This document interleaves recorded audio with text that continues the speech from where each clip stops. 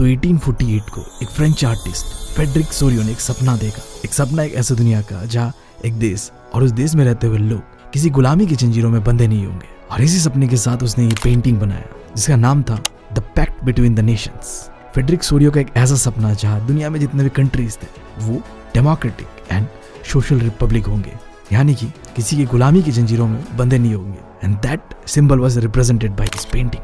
इस पिक्चर के अंदर में जो ये औरत है, यह स्टैचू ऑफ लिबर्टी जो कि सिंबलाइज कर रही है फ्रीडम को। इस औरत के हाथ में एक टॉर्च है जिसे कहता है टॉर्च ऑफ इनलाइटनमेंट, जो तुम्हें और मुझे सही रास्ता दिखा रहा है। दूसरे हाथ पे एक किताब है जिसे कहता है the charter of the right of man, यानी कि मेरा और तुम्हारा आम लोगों का हक अधिकार जो भी है वो बताया जा रहा है। और नीचे जमीन में भरा हुआ है कुछ राजा महाराजाओं का ताज पोशाक कचरों की तरह, जो कि सिंबलाइज कर रहा है जो मोनार्की है उसे हमने उखाड़ फेंका है और अब ऐसे दुनिया की ओर बढ़ रहे जहाँ हम हर कोई बराबर होंगे। और ऊपर में है हम लोगों का भगवान जो हम सबको दुआएं दे रहा है कि आगे बढ़ो, अपनी आजादी के लिए लड़ो और ले लो अपना आजादी। अब ये जो सपना था ना फ्रेडरिक सोरियो का, उसने जो अपनी पेंटिंग के साथ डिस्क्राइब किया था, इसे कहता है यूटोपियन विजन। वो चीज जब तक हुआ नहीं है, बट एक सपना जहाँ अलग अलग लोग आके अपना एक कंट्री बनाएंगे एंड अपने अपने कंट्री को रिप्रेजेंट कर रहे होंगे अपने फ्लैग से और अपने ट्रेडिशनल कपड़ों से। अब तुम लोगों को पता नहीं, बट मैं ये बात बहुत सोचता हूँ, जिस दुनिया में मैं आज जी रहा हूँ ना, ये तो फ्रेडरिक सोरियो के लिए सपना था। जिस आजादी को मैं आज जी रहा हूँ और सोच भी नहीं रहा कि क्या है, वो तो उसके लिए एक सपना था। अब कैसे फ्रेडरिक सोरियो ने आज से इतने साल पहले 1848 को एक ऐसे दुनिया का सपना देखा जहाँ लोग आजाद होंगे, किसी के जंजीरों में बंधे नहीं होंगे, जहाँ राजा महाराजा नहीं होगा, लोगों का गवर्नमेंट होगा और लोग उसे चलाएंगे अपने वोटिंग राइट से। Surprising right. कैसे तो आया होगा ये आइडिया उसके दिमाग पे। तो सुनो, 1789 को एक ऐसा इवेंट होता है जिसने बस उसे ही नहीं पूरी दुनिया को एक स्वाद चखाया आजादी का। दुनिया ने ये समझा क्या होता है आजादी और कैसे हमें उसे पाना है, और उस इवेंट का नाम था फ्रेंच रेवोल्यूशन। अब फ्रेंच रेवोल्यूशन से पहले सीन क्या था, राजा महाराजाओं का राज था, आम लोगों का कोई बोलने का हक तो था नहीं। सोसाइटी बटा हुआ था 3 हिस्सों पे। सबसे ऊपर था नोबेलिटी जहाँ राजा महाराजा और उसके दरबारी थे, फिर था क्लर्जीज जहाँ पंडित पुजारी तुम जो कहना वो कह सकते हो, और आखिर में थे आम लोग। अब उस समय ज्यादातर आम लोग थे, फार्मर्स, तो यहाँ तुम पीजेंट्स भी कह सकते हो। लोग के हिसाब से देखो तो नोबेलिटी एंड क्लर्जीज बस 2% थे, 98% लोग थे उस समय आम लोग। बट सीन कुछ ऐसा था ना उस समय कि ये जो 2% लोग थे ये सोसाइटी में डोमिनेट करते थे, आम लोगों को जितना एक्सप्लॉइट कर सकते थे करते थे, चाहे वो टैक्स लगाओ या अनबंट कुछ भी लगाओ, बट एक्सप्लॉइट तो आम लोगों को करना है भाई, ये तो उनका मकसद था जैसे। अब इसका नतीजा ये होता है कि लोग भड़कते एक समय के बाद, जो हजारों सालों का गुलामी था उसकी जंजीरों से अपने आप को आजाद करते एंड करते फ्रेंच रेवोल्यूशन इन 1789 को। और यही वो पहला चिंगारी था जिसने लोगों को बताया क्या होता है आजादी, क्या होता है जब तुम राजा महाराजाओं को उखाड़ के फेंक देते हो और अपना देश बनाते हो। अब सवाल ये उठता है कि चलो फ्रेंच रेवोल्यूशन से पहले दुनिया बहुत बेकार था, लोग गुलामी की जंजीरों में बंधे हुए थे, बट रेवोल्यूशन के बाद क्या चेंजेस आया। पहला तो तुम्हें पता ही है कि मोनार्की को हटा के लाया गया आम लोगों का सरकार। दूसरा द कॉन्सेप्ट ला पैट्री एंड ला सिटियोन, अपना देश और अपने देश के लोग हम, जिससे एक सेंस ऑफ कलेक्टिवनेस बना कि यार हमारा देश है और हमें इसे अच्छी तरीके से चलाना है। जब कोई अपना होता है तो हम उसका केयर करने लगते हैं, राइट। ये थॉट प्रोसेस फ्रेंच रेवोल्यूशन से पहले नहीं हुआ करता था कि उस समय राजाओं का देश हुआ करता था, हमारा नहीं। बट अब क्या है, हमारा देश है, ये थॉट लोगों के बीच आया। मोनार्की के होते वक्त एक स्टेट जनरल हुआ करता था जहाँ राजा ना लोगों का बात बस सुनता था, बट अब वहाँ लोगों को इलेक्ट करा गया और उसका नाम चेंज कर दिया गया नेशनल असेंबली, जहाँ राजा सुनेगा नहीं, राजा को जो हम लोग बोलेंगे वो करना होगा। उसके बाद अपना देश का एक ट्राई कलर फ्लैग बनवाया, फ्रेंच लैंग्वेज को एक नेशनल लैंग्वेज की तरह देखा गया एंड अपना नेशनल एंथम बनवाया गया और कस्में वादा दिखाए गए अपने देश के नाम पे। अब तुम फ्रेंच रेवोल्यूशन से ये बात तो समझ गए, जो पहले का दुनिया था जहाँ मोनार्की था ना, वहाँ में देश राजाओं का हुआ करता था। बट फ्रेंच रेवोल्यूशन के बाद आया एक कॉन्सेप्ट जिसे कहता है नेशन स्टेट, जहाँ पे जो देश है ये आम लोगों का है, आम लोग इसे चलाएंगे, किसी राजा का स्टेट नहीं है, राजा का देश नहीं है, ये एक नेशन स्टेट, यानी कि हमारा कंट्री जो आज प्रेजेंट पे हम देखते हैं, इंडिया, चाइना एंड फ्रांस जो भी है। अब एक रेवोल्यूशन के कारण फ्रांस के आम लोगों को आजादी तो मिल चुका था, बट इस आजादी को उन्होंने अपना बाप का माल समझकर जो मन चाहे वो कर रहे थे। राजा हट चुका था, बट अब देश को कौन चलाएगा, इस दौर पे सब आपस में लड़ मर रहे थे, पूरा फ्रांस आग में जल रहा था। और इसी वक्त एंट्री होता है नेपोलियन बोनापार्टे पांडे जी का लड़का फ्रांस में क्या कर रहा है। ओके, मुझसे गलती हुआ, नेपोलियन बोनापार्ट एक आम लड़का जो कि बनता है एम्परर ऑफ फ्रांस।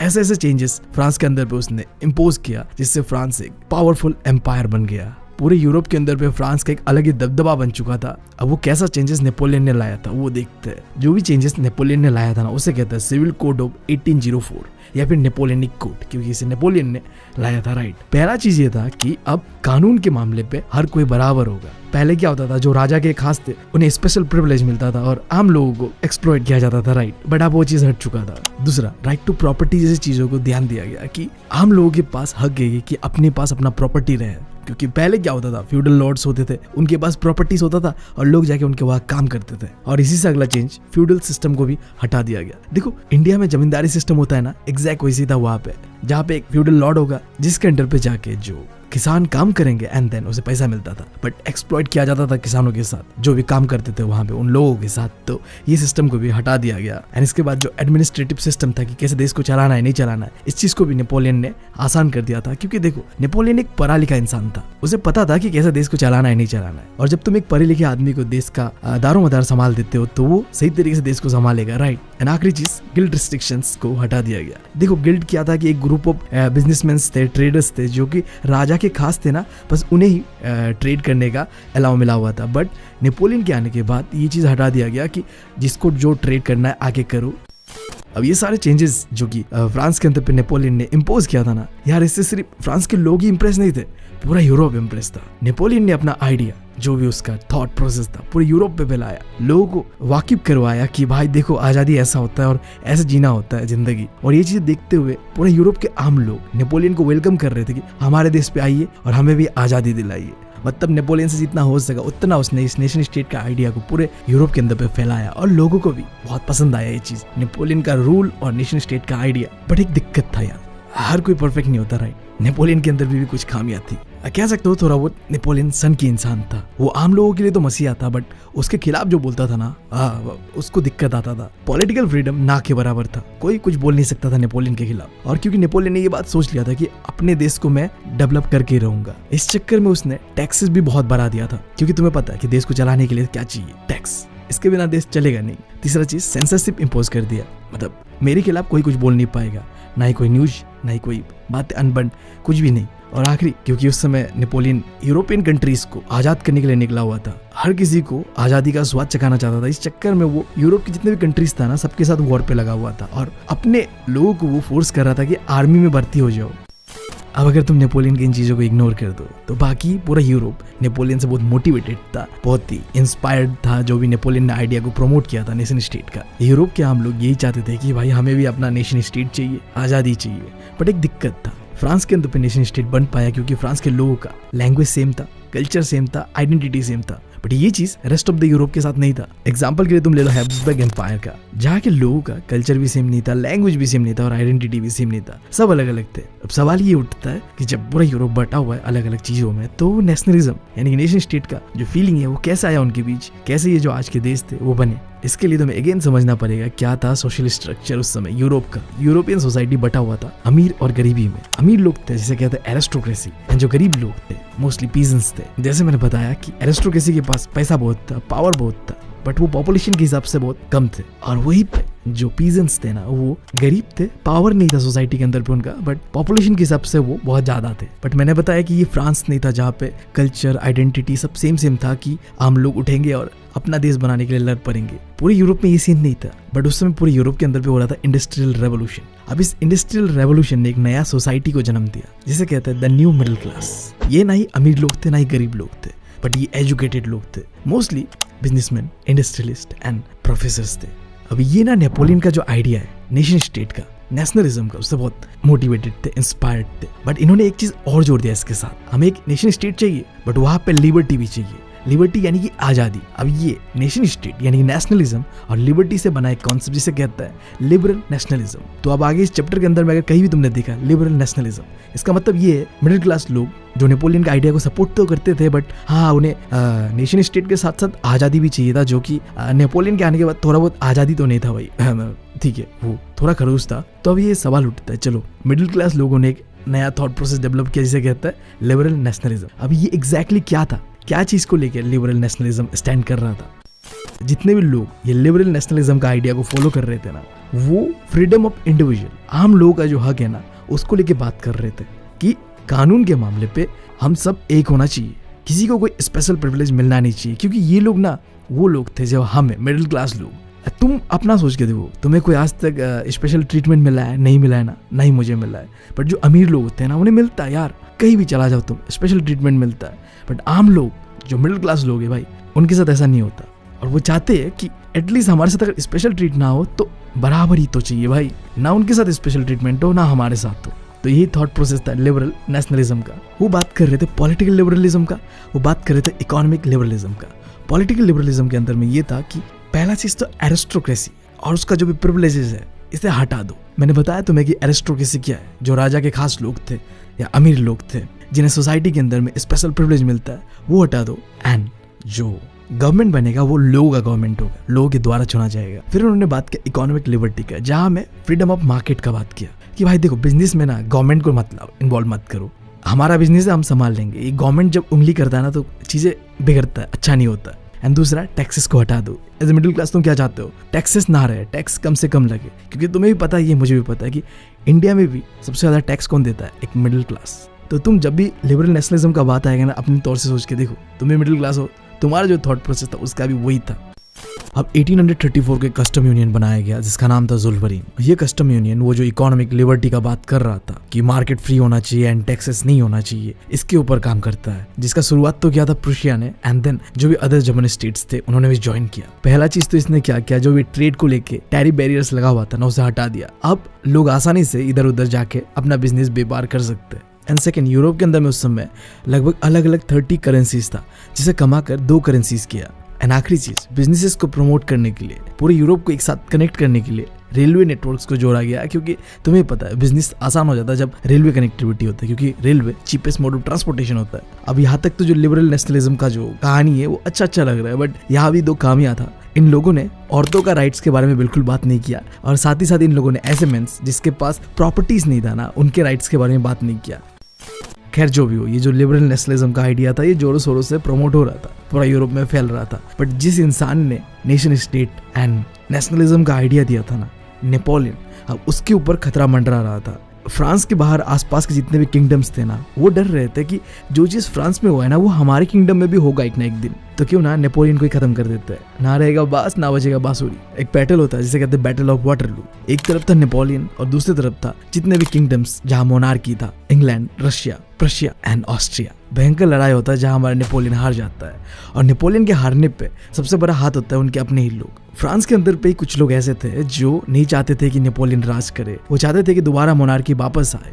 ये जो लोग थे जिनका माइंडसेट था कि मोनार्की वापस आ जाए, इन लोगों को कहते हैं कंजर्वेटिव। तो कुल मिला के वहां पे 2 गुट बना हुआ था। एक तरफ था रेवोल्यूशनरीज जो बदलाव चाहता था, बट दूसरी तरफ था कंजर्वेटिव जो राजा महाराजा को सपोर्ट करते थे।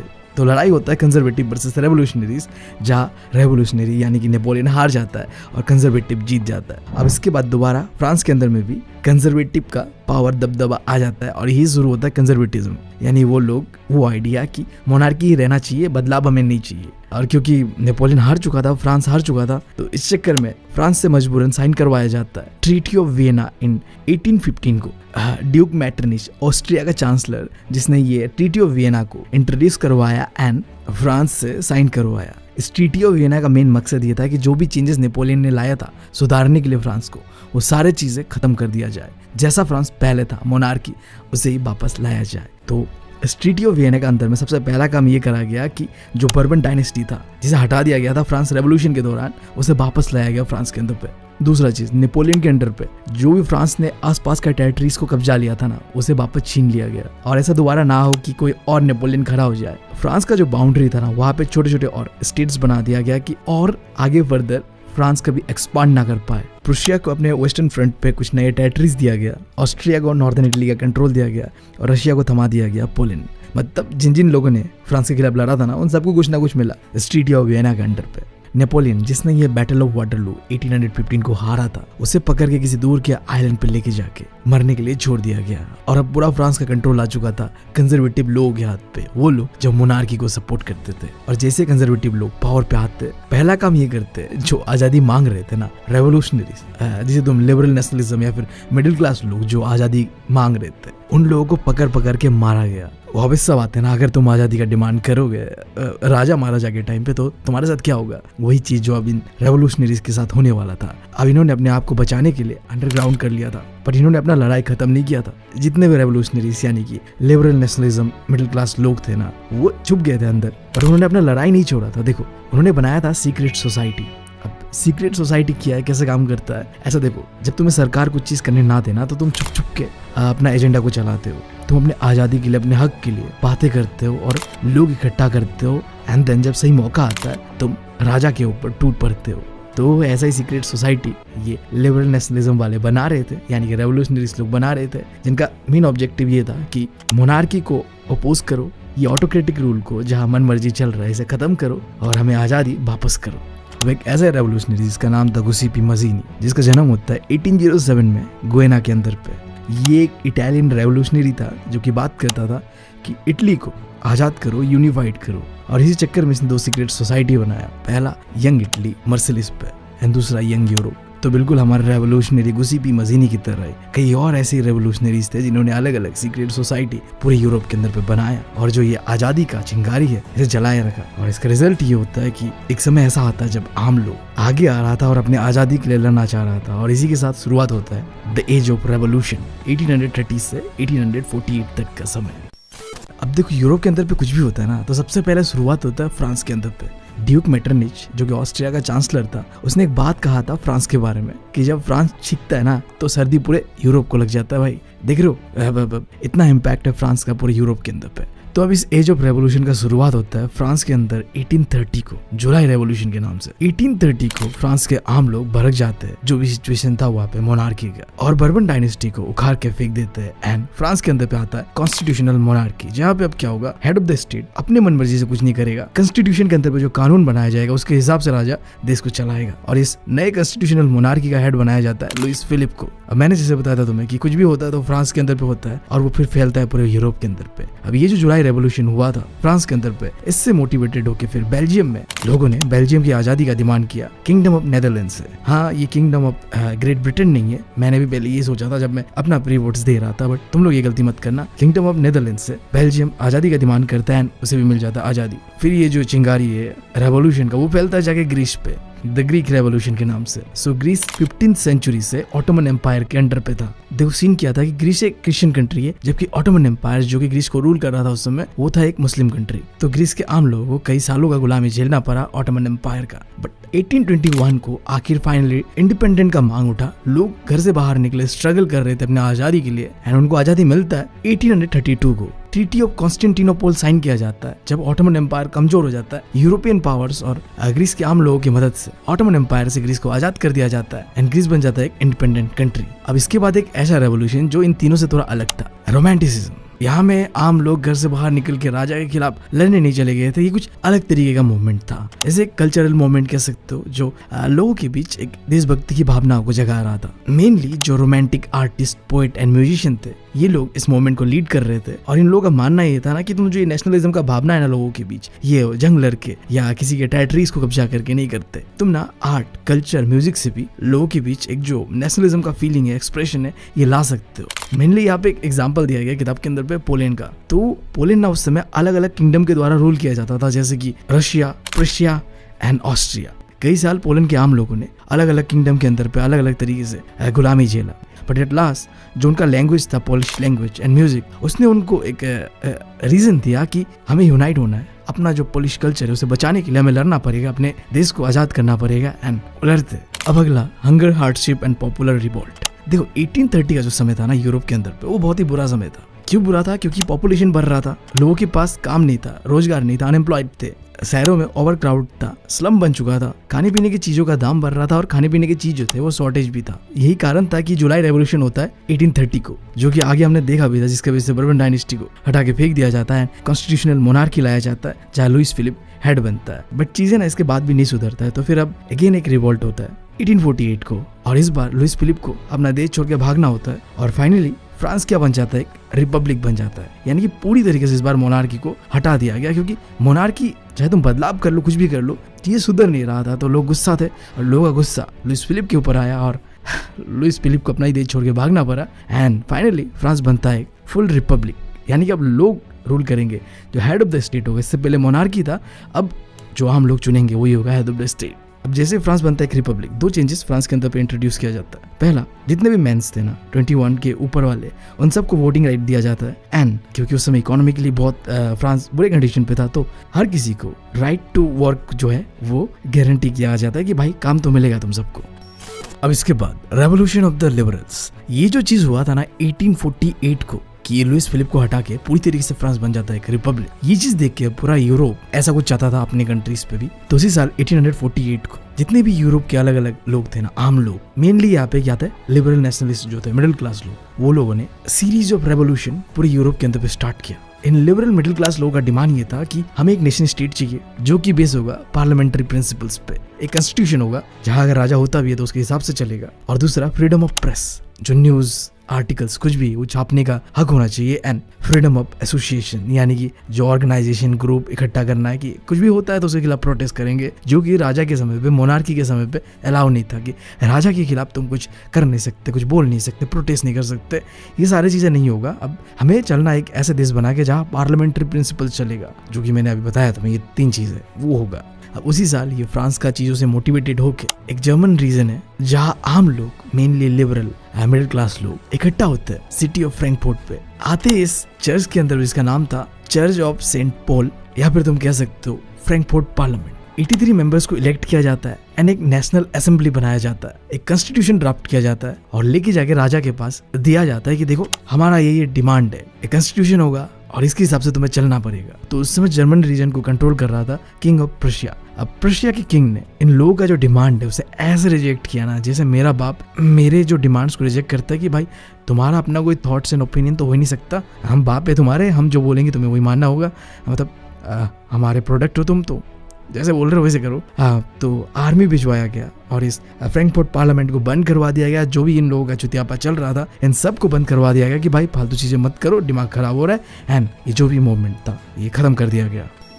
अब देखो, ये रेवोल्यूशन के फेल होने के पीछे राजा का तो एक कारण था ही था कि राजा ने मना कर दिया था कि मुझे नहीं करना ये सब चेंजेस, बट इसके पीछे और 2 फ्लॉस था। पहला चीज, इस मूवमेंट में ना मेनली लिबरल मिडिल क्लास लोग तो थे, साथ साथ में ना आम लोग भी थे, पीजेंट्स, वर्कर्स, बट इन लोगों को इग्नोर किया गया, इनका डिमांड को सुना नहीं गया, जिसकी वजह से इन लोगों ने भी अपना हाथ सपोर्ट छोड़ दिया था। साथ साथ वुमेन्स को भी तुम देखो, ये जो पिक्चर है ना यहाँ पे तुम ऊपर में देखोगे वुमेन्स है जो कि बस एक ऑब्जर्व करने के लिए आए हुए, कोई अपना उनका हक नहीं था, राइट नहीं था, बस देखो आके जो भी है पार्लियामेंट बन रहा है एक नए तरीके से, बट तुम लोगों का कोई हक नहीं हुआ यहाँ पे बोलने का। बस देखो, ये 2 चीजों की वजह से कहा जाता है कि ये जो मोमेंट था वो सक्सेसफुल नहीं हुआ। बट देखो, ये जो चीज है सिर्फ जर्मनी के अंदर पे नहीं हो रहा था, अलग अलग जगह पे यूरोप पे हो रहा था कि लोग डिमांड कर रहे थे कुछ चेंजेस का। तो यहाँ पे एक साइकिल बन रहा था यूरोप के अंदर पे कि रेवोल्यूशन होगा फिर दबा देना, रेवोल्यूशन होगा फिर दबा देना। अब इन चीजों को कंट्रोल करने के लिए ना 1840 के बाद से मोनार्क जो थे ना, उन्होंने कुछ चेंजेस को इंट्रोड्यूस किया ताकि ये चीजें बंद हो या फिर एटलीस्ट रुक जाए।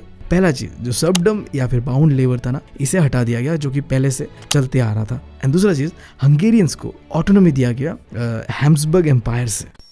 अब बात करते हैं कि ये जर्मनी और इटली कैसे बना। अब तक जो हमने देखा था ना कि नेशन स्टेट बना था, वो आम लोगों ने, मेनली जो रेवोल्यूशनरीज कह लो या मिडिल क्लास लोग थे ना, वो आगे आए, उन्होंने स्ट्रगल किया और नेशन स्टेट उन्होंने बनाया। चाहे तुम बात कर लो फ्रांस का, बेल्जियम का या ग्रीस का। बट जर्मनी एंड इटली का केस अलग है। यहाँ में जो कंजर्वेटिव लोग थे, मेनली मोनार्की, वो आगे आता है एंड नेशन स्टेट बनाता है। जर्मनी कैसे यूनिफाइड हुआ या फिर एक नेशन स्टेट बना, उसका कहानी को समझते हैं। तो जर्मनी का यूनिफिकेशन में, या फिर तुम कह लो जो आज का जर्मनी है, इसके बनने पे एक बहुत इंपॉर्टेंट इंसान का हाथ है, ओटोमन बिस्मार्क। इसे आर्किटेक्ट ऑफ जर्मनी कहा जाता है, वो इंसान जिसने आज का मॉडर्न डे जो जर्मनी है उसे बनाया। अब ये बंदा पर्शियन आर्मी का चीफ मिनिस्टर था, जिसने 3 वॉर्स लड़ा लगभग 7 सालों तक, ऑस्ट्रिया के साथ, डेनमार्क के साथ एंड फ्रांस के साथ। एंड फाइनली जैसे पर्शियन आर्मी जीतता है ये तीनों वॉर, जो कि लगभग 7 साल चलता है, जर्मनी यूनिफाइड हो जाता है। जिसके बाद 1871 को केसर विलियम द फर्स्ट को बना दिया जाता है German emperor in the palace of Versailles. ये फोटो देख रहे हो, ये वही मेमोरेबल फोटो है जहाँ पे दिखाया गया कि किस तरीके से केसर विलियम द फर्स्ट को 1871 को बना दिया जाता है जर्मन एम्परर। और जैसे जर्मनी एक यूनिफाइड नेशन स्टेट बनता, इसका मेन फोकस था कि किस तरीके से अपने देश को मॉडर्नाइज करे, banking system, legal system and judiciary system को बेहतर करे, ताकि एक स्ट्रॉन्ग नेशन स्टेट के तौर पे उभर आए। एंड अब बात करते हैं यूनिफिकेशन ऑफ इटली का। 19th सेंचुरी पे इटली बटा हुआ था 7 स्टेट्स पे, और 7 स्टेट में से बस एक ऐसा स्टेट था, सर्डेनिया पिडमोंट, जो कि इटली का अपना प्रिंस रूल करता था। इसके अलावा बाकी जितने भी स्टेट थे 6 के 6 वो बाहर के पावर के द्वारा कंट्रोल में था। जो नॉर्दर्न हिस्सा था ना वो ऑस्ट्रियन एम्पायर के अंदर पे था, जो सेंट्रल वाला पार्ट था वहाँ पे पोप रूल कर रहा था, और जो नीचे में सदर्न रीजन जो था वो बर्बन किंग ऑफ स्पेन के कंट्रोल पे था। अब जो यूनिफिकेशन होता है इटली का, यहाँ पे 4 लोगों का बहुत इंपॉर्टेंट रोल होता है। पहला है गुसिपी मजीनी, दूसरा है प्राइम मिनिस्टर केबोर, तीसरा है गुसिपी गैरिबाल्डी एंड आखिरी है विक्टर एमनेंट II। शुरुआत होता है गुसिपी मजीनी से, जिसने एक सीक्रेट सोसाइटी बनाया था यंग इटली, जो कि बात करता था इटली को आजाद करने में, इटली को यूनाइटेड करने का। 1831 और 1848 को 2 रिवोल्ट होता है, आजादी का मांग उठता है, बट दोनों को दबा दिया जाता है। यानी कि गुसिपी मजीनी का जो आइडिया था ना यूनिफिकेशन ऑफ इटली का, वो फेल हो जाता है, रिवॉल्ट सक्सेसफुल नहीं होता है। तो अब ये दारोमदार की किस तरीके से इटली को यूनिफाइड करना है वो लेता है विक्टर एमनेंट II अपने हाथ पे, कि मैं करूंगा इटली को यूनिफाइड। देख रहे हो यहाँ भी अब कंजर्वेटिव लोगों ने नेशन स्टेट बनाने का जो है जिम्मेदारी अपने हाथ पे लिया। तो विक्टर एमनेंट II ने अपने प्राइम मिनिस्टर केबोर के ऊपर ये जिम्मेदारी दिया कि जाओ इटली को यूनिफाइड करो।